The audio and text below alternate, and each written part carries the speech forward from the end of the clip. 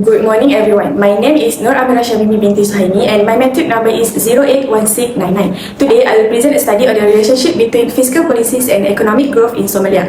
This study examines how government fiscal policy influence economic growth in a low-income and post-conflict country like Somalia.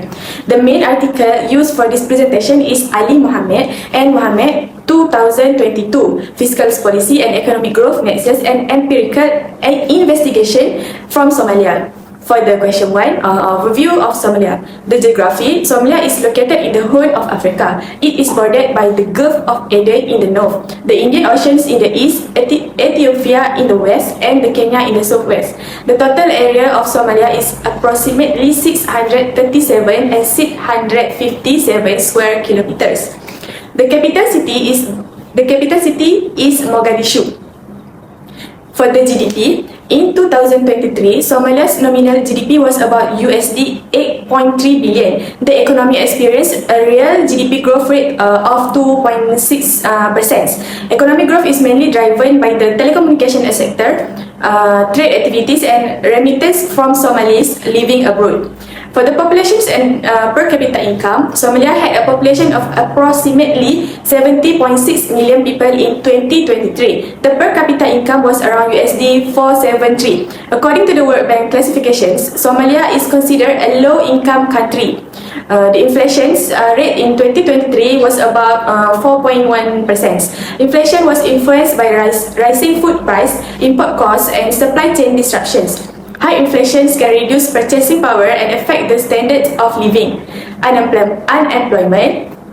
The unemployment rate was approximately 11.6% in 2023. Youth unemployment is particularly high among people aged 50 to 24 years. A large portion of the population works in the informal sector due to the limited formal unemployment opportunities.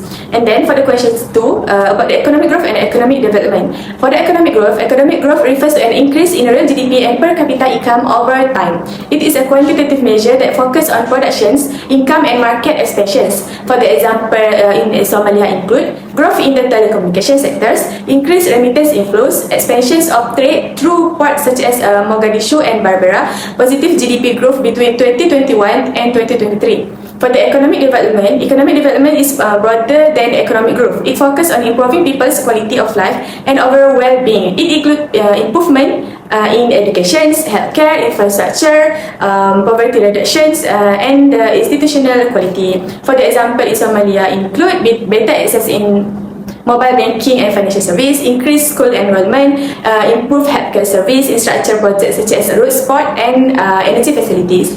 The difference between economic growth and economic developments: the economic growth focuses mainly on increasing income and output. The economic development focuses on improving living standards and social welfare. A country may experience economic growth without achieving significant economic development if benefits are not distributed widely among the populations. In Somalia, economic growth has occurred in some sectors, but challenges such as insecurities and weak institutions continue to limit broader development. For the question 3, fiscal and monetary policy in Somalia. Fiscal policy is one of the main tools used by the Somalia government to manage the economy. The government focuses on increasing domestic revenue and improving public spending efficiency.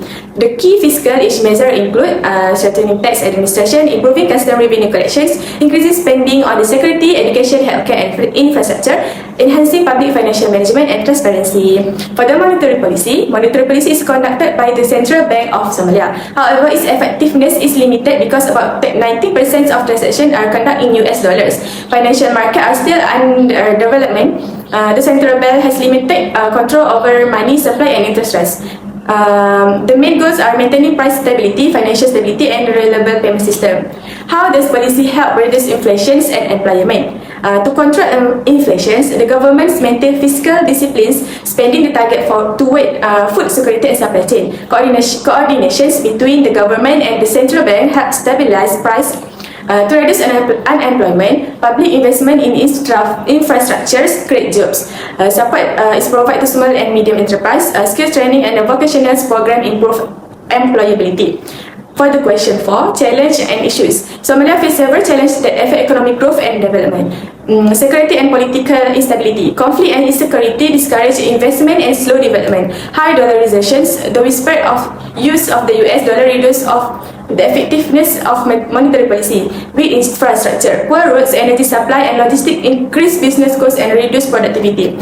Weak institutions, governance issues and limited administrative capacity affect policy implementations. For the 5.2, human capital gaps, low levels of education and healthcare reduce workforce productivity. Climate and food insecurities, frequent drought and floods negatively affect agriculture and livelihood. For the conclusions, in conclusion, the study shows that fiscal policy plays an important role in promoting economic growth in Somalia. Government spending, especially on infrastructure, education, healthcare, and security, can positively influence economic performance. However, long-term development also requires stronger institutions, better governance, improved structures, and investment in human capital. Therefore, effective fiscal policy is key tool for supporting sustainable economic growth and development in Somalia. That's all for me. Thank you.